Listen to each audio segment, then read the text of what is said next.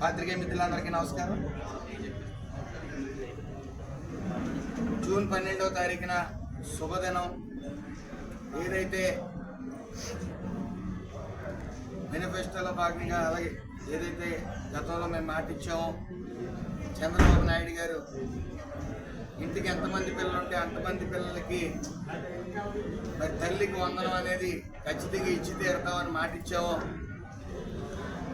ఆ మాటను నిలబెట్టుకున్న దినం జూన్ 12వ తారీఖు. ప్రతిపక్షాలు వెకిలి చేష్టలు చేస్తూ మరి ముఖ్యంగా గత ముఖ్యమంత్రి జగన్మోహన్ రెడ్డి ఎటకారం చేస్తూ ట్రోల్ చేయడం జరిగింది. మరి ఈ రోజున ఆ వ్యక్తికి ఆ తొగ్లక్ పాలనలో అసలు మాట్లాడే అర్హత, విద్య గురించి మాట్లాడే అర్హత కానీ, ఈ తల్లికి వందనం అనే విషయం మీద మాట్లాడే అర్హత కానీ ఆయనకి లేదని చెప్పి నేను బలంగా చెప్తా ఉన్నాను. ఎందుకంటే ఒక కంట్లో నలుసు పడినప్పుడు వెంటనే తీయాలి, అలాగే సమయానికి తీయాలి తప్ప కన్ను అదురుతున్నప్పుడు తీయకపోతే కొన్ని ప్రమాదాలు జరుగుతాయి. అలాగే ఈ తల్లికి వందనం అనేది కూడా సమయానికి ఇవ్వాలి. గత ప్రభుత్వం అమ్మ ఒడి అని పేరు పెట్టి సంక్రాంతి సంబరాలు చేసుకోవడానికి అమ్మ ఒడి వేసి ఆ డబ్బు మొత్తం సంక్రాంతిలో ఖర్చు పెట్టి తల్లిదండ్రులు మళ్ళీ కొంతమంది ఆ పిల్లలకి సరైన సమయంలో స్కూల్ స్టార్ట్ అవుతున్నప్పుడు ఫీజులు కట్టాలంటే చాలా భారమయ్యి సర్టిఫికెట్లు కూడా తెచ్చుకోలేని పరిస్థితుల్లో కాలం గడిపేవారు. మరి ఈ రోజున ఏ రోజైతే స్కూల్ ఓపెన్ అయిందో ఆ రోజున సుమారు 67 లక్షల మందికి 67.7 లక్షల మందికి ఈరోజు తల్లికి వందనం అనేది తల్లుల ఖాతాలో పడతా ఉంది. ఒకవేళ తల్లి లేకపోతే తండ్రి లేకపోతే సంరక్షకుల ఖాతాల్లో పడతా ఉంది. కమిట్మెంట్ అంటే అది. అంతేగాని సంక్రాంతి జరుగుతున్న ముందు అది ఒకటి అమౌంట్ వేయటం వల్ల ఎంతవరకు విద్యార్థులకి అది ఉపయోగిస్తున్నారనేది మరి ఆ రోజున ఆలోచన లేకుండా చేసేవారు. ఏదేమన్నప్పటికీ గత ప్రభుత్వం 42 లక్షల మందికి విద్యార్థులకు ఈ అమ్మ ఒడేస్తే ఈసారి 67.7 లక్షల మందికి తల్లికి వందనం అని మేము 15,000 రూపాయలు ఇవ్వడం జరుగుతాం. దాంట్లో 2,000 కట్ చేసి స్కూళ్ళు బాబోగుల కోసం వేచి చూస్తుంటే లోకేష్ గారు కానీ అడుగుతా ఉన్నారు. వీళ్ళకి మానసిక స్థితి బాగోలేదని మొన్నే పిల్లల్ని ఎగతాళి చేస్తూ నీకు 15,000 అన్నప్పుడే ఇతని మానసిక స్థితి బాగోలేదని అందరికీ అర్థమైంది. ఏదైతే సంక్రాంతి జరుపుకున్న సమయంలో అమ్మ ఒడి వేయటం అనేది ఆయన మానసిక స్థితి బాగోలేదు, ఏ టైంలో వేయాలో ఇంక అర్థం అవ్వట్లేదని ఆ రోజు అనుకున్నారు, ఈ రోజు అనుకుంటా ఉన్నారు.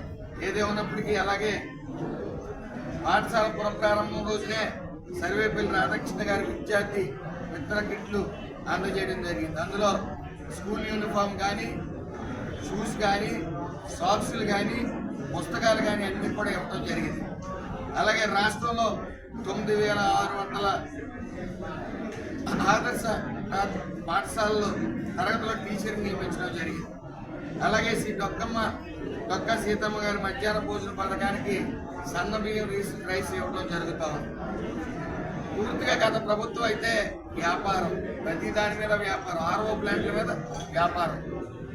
అలాగే ఈ యొక్క మధ్యాహ్నం భోజనం మీద కూడా టోటల్గా సన్న బియ్యం మానేసి ఈ రైస్ని మిస్లీడ్ చేస్తూ పక్కదోవ పట్టించేవారు. అలాగే ఏదేమన్నప్పటికీ మేము ఆ రోజున ఎగతాళి చేసి ప్రతిపక్షాలు వీళ్ళు ఇవ్వలేరు అనే భావంతో మరి ఈరోజు ఇచ్చిన వెంటనే ఏదో పిచ్చిపోతలు పోస్తా ఉన్నారు 2,000 లోకేష్ గారు. కానీ ఈ రోజున ఆ 2,000 కాదు, మొత్తం అన్ని వ్యవస్థల్ని, అన్ని శాఖల్ని కొట్టి విపరీతమైన అవినీతి చేసిన వీళ్ళు నీరు చెట్టు అని లాంటి రకరకాల స్కూళ్ళు కూడా ఎక్కడ వదలకుండా ఎక్కడ పడితే అక్కడ అవినీతి చేసిన వీళ్ళకి అసలు మాట్లాడే అర్హత లేదని, అలాగే ఏదైతే నారా చంద్రబాబు నాయుడు గారు, పవన్ కళ్యాణ్ గారు, లోకేష్ గారు ఈ రాష్ట్రాన్ని సువర్ణాంధ్ర రాష్ట్రంగా తీర్చిదిద్దారు. అలాగే ఏదైతే మీరు ఎన్నికల మేనిఫెస్టోలో మాట ఇచ్చారో అవన్నీ కూడా ఒక్కడొక్కడిగా నెరవేరుస్తూ ఉన్నారు. ఈ మేనిఫెస్టో లేని కూడా ఎంఎస్ఎంఈ ఫ్లాటెడ్ ఫ్యాక్టరీ కాంప్లెక్స్ కూడా కడతా ఉన్నారు. సుమారు 39 కాన్స్టిట్యున్సీల్లో కడితే అనాదృష్టం 30 రామచంద్రపురం నియోజకవర్గంలో కూడా ఆ ఫ్లాటెడ్ ఫ్యాక్టరీ కాంప్లెక్స్ కట్టడం జరిగింది. ప్రతి ఇంటికో పారిశ్రామికవేత్త రావాలని చెప్పి 175 కాన్స్టిట్యున్సీల్లో కూడా FFC flatted factory complex plug and play విధానంతో ప్రతి ఇంటికి ఒక పారిశ్రామికవేత్త రావాలి. అలాగే ఏటా 1,75,000 మంది మహిళల్ని ఈ యొక్క పారిశ్రామికవేత్తలు చేయాలనే లక్ష్యంతో మరి అన్ని ఇటు సూపర్ 6 కాదు, అటు మాట ఇవ్వని కూడా ఈ యొక్క ఆంధ్రప్రదేశ్ని నిరుద్యోగ సమస్య నుంచి బయటపడేయడానికి ఏదైతే 8 లక్షల కోట్లు పెట్టుబడి తీసుకొచ్చారో దాని నిమిత్తం 5 లక్షల ఉద్యోగాలకు కూడా రానున్న 2-3 సంవత్సరాలు ఇవ్వడానికి సర్వం సిద్ధమైంది. ఏదైతే ఎన్నికల మేనిఫెస్టోల వాటిగా డిఎస్సి మాట ఇచ్చారో 16,437 పోస్టులకి భర్తీ చేయడానికి సర్వం సిద్ధమైంది. త్వరలో వాళ్ళకి ఉద్యోగాలు కూడా ఇవ్వడం జరుగుతుంది. అలాగే ఉచిత సిలిండర్లు కూడా ఎన్నికల మేనిఫెస్టోలో మాటించాం. అలాగే ఏదైతే ఉచిత బస్సు మహిళలకు ఉందో అది ఆగస్టు 15 కూడా ఇవ్వడం జరుగుతుంది.